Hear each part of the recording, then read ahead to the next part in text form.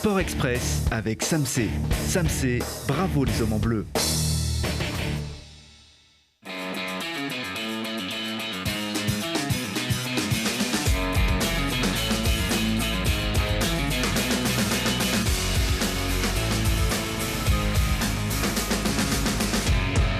Bienvenue à tous, c'est l'heure de voir et revoir les performances de nos équipes et de suivre pas à pas leur chemin qui peut être à la fois fleuri et aussi semé d'embûches. Alors elle est très fleurie, la route de Paul Magnier qui décidément devient un grand prince de la petite reine à 19 ans seulement. Il s'offre un nouveau succès cette saison dans le circuit pro et s'adjuge la victoire de la 3e étape du Tour d'Oman tout en force au sprint.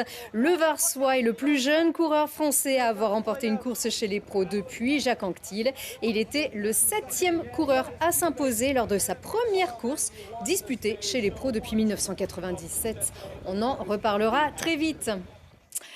Les embûches, le GF38 n'a pas souvent buté cette saison. Alors oui, il a buté et dans les cages, mais buté contre un adversaire, c'est plus rare.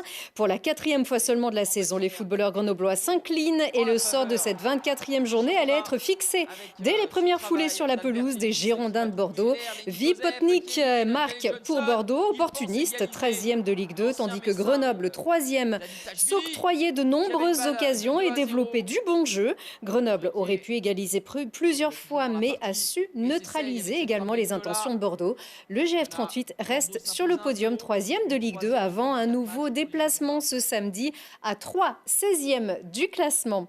Le FCG qui est capable du meilleur montre parfois le pire, comme ce match pour la 19e journée. Les Grenoblois encaissent une 3e défaite consécutive. C'était à Mont-de-Marsan, 5e de Pro D2, avec une première mi-temps catastrophique, 19-0. Ça n'allait pas aller mieux ensuite. Le FCG était mené 29-0 avant de marquer ses premiers points à 20 minutes de la fin. 3 essais des Grenoblois, Rossi, Montagne et Blanc-Mapaz, qui allaient tout juste alléger la peine d'en avoir encaissé 6 de la part des Montois. Score final 39-19. Grenoble perd une place et pointe à la 11e place du classement de Pro D2. L'équipe de France de hockey sur glace, elle, a le sourire. Le Grenoblois Aurélien Der y est pour quelque chose. L'attaquant des Brûleurs de Loup a marqué à 3 reprises sur ce tournoi des 4 nations à Épinal, que vous avez pu suivre en direct sur Télé Grenoble avec Vosges TV. Les Bleus ont donné une fessée à l'Autriche, 6-0, dont un doublé donc d'Aurélien Der, qui allait encore marquer contre le Danemark samedi.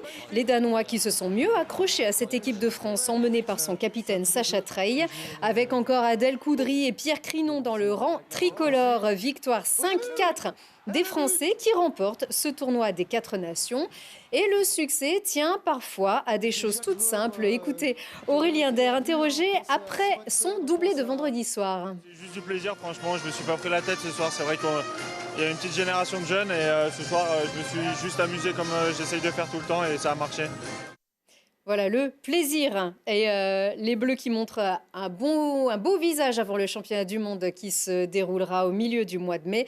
La Magnus, elle, reprend ses droits ce mardi.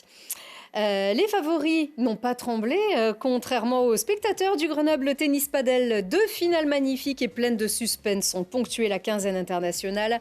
Chez les dames, c'est la Biélorusse Aliona Falei qui s'impose sur l'Engie Open de l'Isère devant la Française Manon Léonard. Victoire en 3-7, 6-1, 4-6, 6-4 devant plus de 500 spectateurs.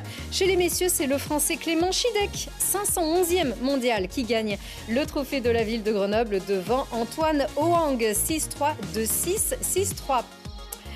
Et donc tennis, athlétisme, la saison indoor bat son plein et la pétanque, elle aussi, doit se passer des cigales et abandonner les clichés pour laisser s'exprimer toute la subtilité de ce sport de haut niveau. La crème de la crème avait rendez-vous à Alpexpo avec Fiona Vinoy et Fanny Abraham. Bien loin du cliché des cigales et de l'apéritif, ici rayonne pourtant un bel accent du Sud. Car même si ce n'est pas encore la saison pour les amateurs, Grenoble tire dans le mille en accueillant pour la seconde fois le championnat supranational de pétanque indoor à Alpexpo. Une opportunité pour cette discipline de pointer de nouveau le bout de son nez dans la région. L'Alpexpo, c'est le site le plus joli de la région grenobloise et c'est le seul endroit de cette envergure où on peut réaliser 320 jeux couverts. Ce concours il s'organise dans la région Isère. Il pourrait s'organiser avec un autre de mes confrères président de club. Mais aujourd'hui, personne n'a décidé de le faire. Et nous, petit club de Clé, on a décidé de mettre ça en œuvre avec 80 licenciés. On a été 35 personnes pendant une semaine au pied d'œuvre tous les matins et tous les soirs. En tout, 150 tonnes de gravier, 9 km de ficelles et près de 1500 mètres d'arrêt de boules sont acheminés pour la mise en place de cet événement, qui se présente comme le plus grand tournoi de pétanque français en intérieur. Sur place, 512 triplettes hommes, 128 doublettes femmes et 2000 spectateurs sont attendus. Sans oublier Internet, où 20 000 internautes suivent l'événement en direct. Ça fait partie des plus gros événements de pétanque.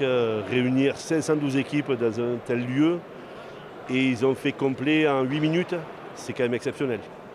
Ça fait partie des plus belles organisations. Il n'y a qu'à regarder autour de nous, c'est magnifique. Les parties, elles aussi, sont magnifiques, avec la participation des meilleurs joueurs, Henri Lacroix, Dylan Rocher ou encore Philippe Suchot, et de grandes joueuses comme Cindy Perrault, déjà nommée vice-championne du monde. C'est un des plus grands événements qui se passe chez nous, donc à Grenoble, puisqu'on est grenoblois. Donc on essaye de ne pas louper un événement comme ça. Alors même si cet événement ne ramène pas le soleil, il marque sans nul doute les esprits des participants et du grand public. Et donc les champions du monde, Dylan Rocher, Philippe Suchot et Henri Lacroix ont été battus. C'est la triplette suisse Chaplan qui s'impose. Et chez les dames, c'est la doublette, donc Cindy Perrault et Florence Schopp qui remportent ce supranational. Et cette semaine, on retrouve les brûleurs de loups qui reçoivent les rapaces de Gap très en difficulté au bas du classement cette saison. Coup d'envoi demain mardi à 20h à Pôle Sud. Au même moment, la glace refait son apparition au Palais des Sports de Grenoble. La troupe Holiday on Ice vient se produire à 2 reprises, mardi à 20h et mercredi à 14h. La remontada, sinon rien, le FCG veut se racheter devant son public du Stade des Alpes après ses 3 défaites de suite. Les Grenoblois reçoivent Brive, 7e de Pro D2 ce jeudi à 21h. Et puis une occasion encore pour les basketteuses voironnaises de faire sensation dans leur première saison de Ligue 2 féminine. Elles reçoivent Toulouse sur leur parquet d'Henri Chautard samedi à 20h. Et c'est tout pour cette semaine. Merci encore de votre fidélité. À très vite.